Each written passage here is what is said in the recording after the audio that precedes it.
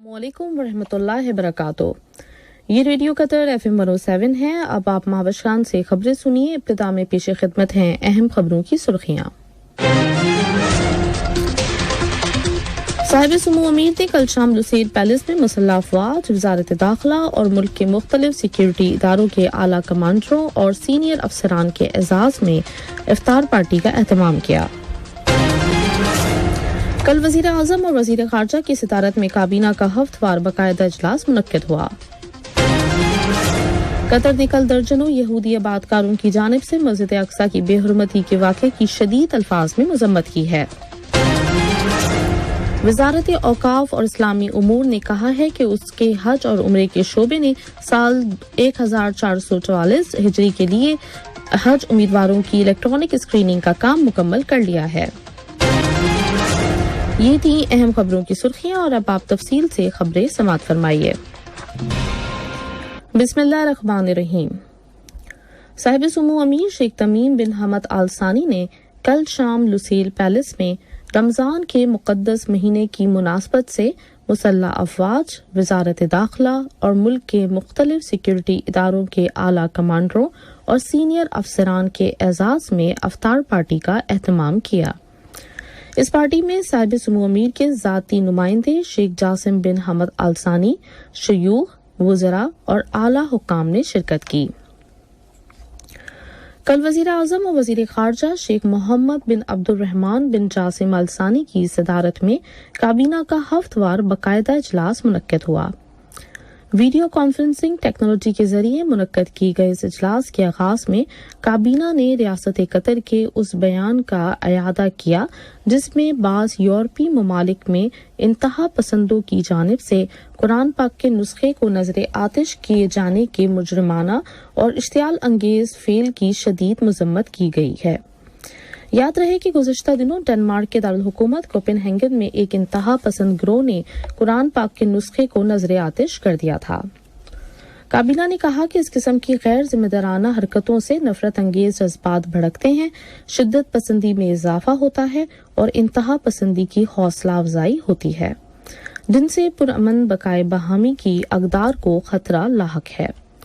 काबीना ने आलमी बरादरी से एक बार फिर मुतालबा किया है कि वो मज़ाहिब के एहतराम को यकीनी बनाने के लिए ज़रूरी इक़दामात करे और इनकी हुर्मत और तक़द्दुस के खिलाफ वर्जियों को जुर्म करार देने के लिए ज़रूरी कार्रवाई करे और बाज़ मुल्कों में इस्लाम और मुसलमानों के खिलाफ बिला जवाज़ नफरत, तासुब और शिद्दत पसंदी की लहर को रोकने और रवादारी, भाईचारे और पुरअमन बकाए बहामी के कल्चर को कौमों और मुल्कों में आम करने के मामले में अपनी जिम्मेदारियां निभाए। इसके बाद काबीना ने अपने इजलास के एजेंडे में शामिल दीगर मौज़ूआत पर बहस मुकम्मल की और उनके बारे में मुनासिब फैसले सादिर किए। कतर ने कल दर्जनों यहूदी आबादकारों की जानिब से मस्जिद अक्सा की बेहुरमती के वाक़े की शदीद अल्फाज में मजम्मत की है।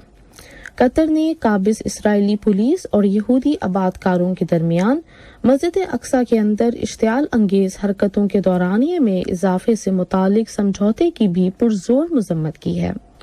वज़ारत ख़ारजा ने एक बयान में कहा है कि मस्जिद अक्सा की बेहुरमती और रमज़ान के मुबारक महीने के दौरान मस्जिद के अंदर यहूदी आबादकारों के ज़बरदस्ती दाखिले के दौरानिये में इजाफे से मुतालिक समझौता एक इंतहाई खतरनाक कार्रवाई है जिससे दुनिया भर के 2 अरब से ज्यादा मुसलमानों के जज्बात को ठेस पहुंची है और ये बिलाशुबा बैनुल अक़वामी कवानीन, उसूलों और करारदादों की सहरी खिलाफ वर्जी है।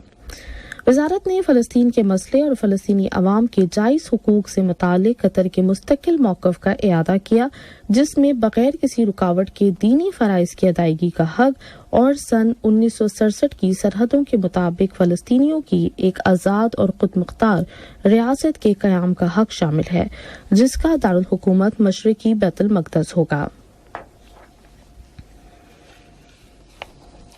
वज़ारत औकाफ और इस्लामी उमूर ने कहा है कि उसके हज और उम्रे के शोबे ने साल 1444 हिजरी के लिए हज उम्मीदवारों की इलेक्ट्रॉनिक स्क्रीनिंग का काम मुकम्मल कर लिया है। रजिस्ट्रेशन की आखिरी तारीख 12 मार्च थी। ایک بیان میں وزارت نے کہا کہ ترجیح ان قطریوں اور رہائشیوں کو دی گئی ہے جنہوں نے پہلے حج نہیں کیا۔ ترجیح ان بزرگ افراد کو بھی دی گئی ہے جن کی درخواستیں ماضی میں منظور نہیں ہوئیں۔ بیان میں کہا گیا کہ منظور شدہ درخواست دہندگان کو SMS بھیجے گئے ہیں تاکہ وہ منظور شدہ حج مہم کے دفاتر سے رابطہ کر کے مطلوبہ طریقہ کار کو مکمل کر لیں اور رجسٹریشن کروا لیں۔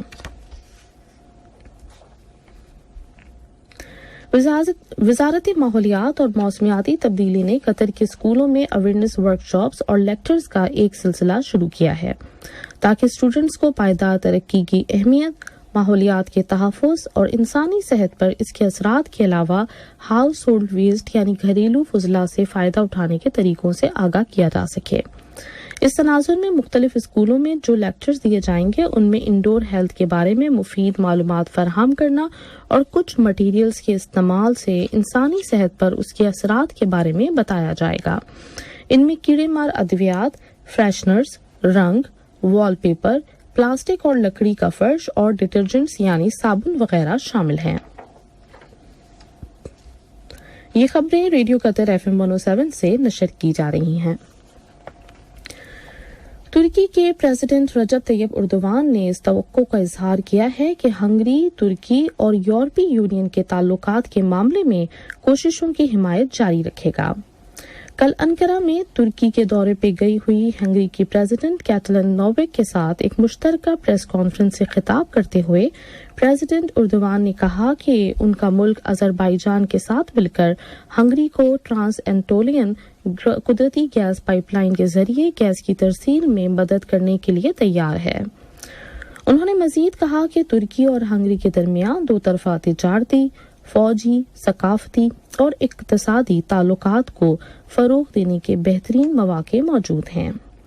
پریزیڈنٹ نوویک کا کہنا تھا کہ ان کا ملک ترکی سے قدرتی گیس کی خریداری میں بھرپور دلچسپی رکھتا ہے۔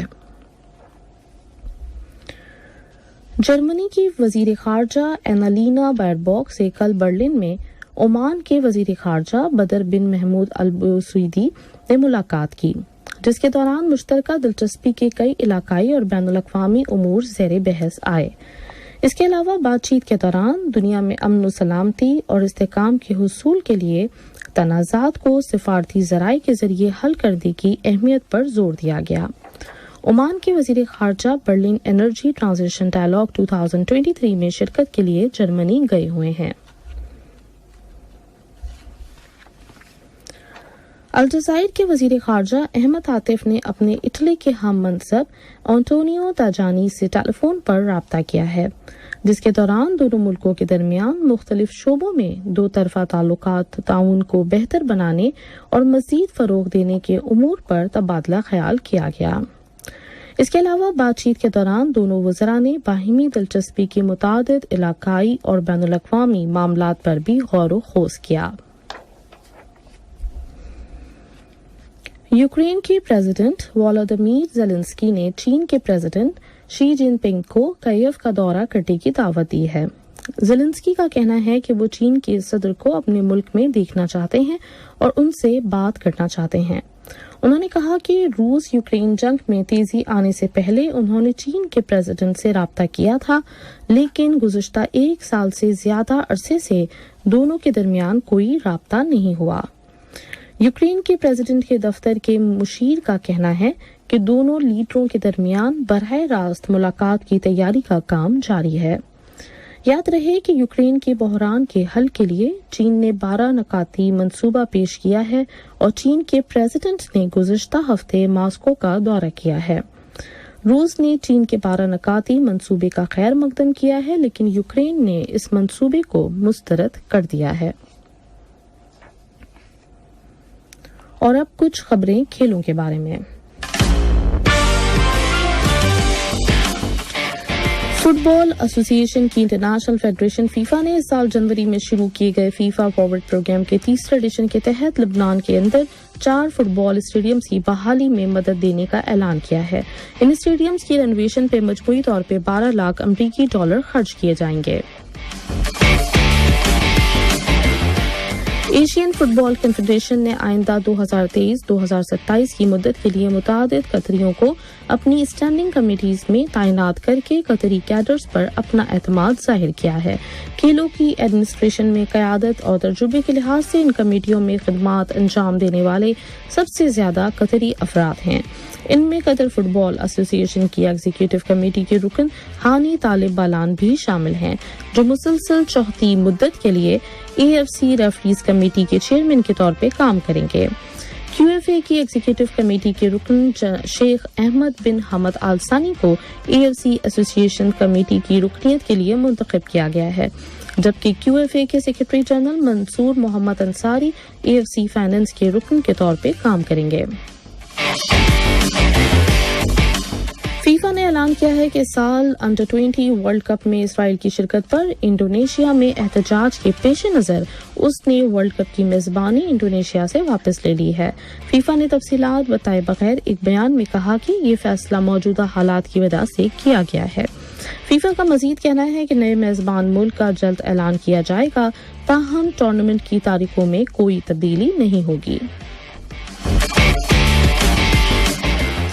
آخر میں اہم خبروں کی سرخیاں ایک بار پھر سماعت فرمائیے۔